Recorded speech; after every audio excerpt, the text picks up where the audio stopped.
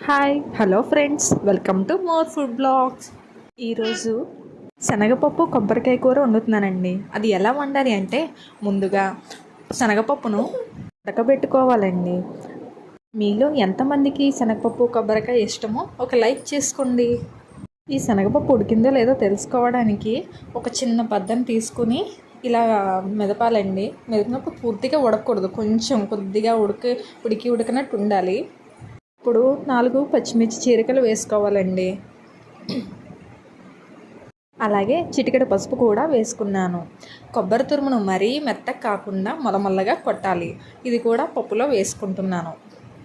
ఇది బాగా కలపాలి. మరో పక్క వెల్లుల్లి, జీలకర్ర, అలాగే మినప్పప్పు సరిపడా వేసుకోవాలి. అవి వేగిన తర్వాత కరివేపాకు, ఎండుమిర్చి కూడా వేసుకున్నానండి. ఈ పప్పులో వేసి బాగా కలపాలి. అంతే, ఎంతో టేస్టీ పప్పు కొబ్బరికాయ రెడీ.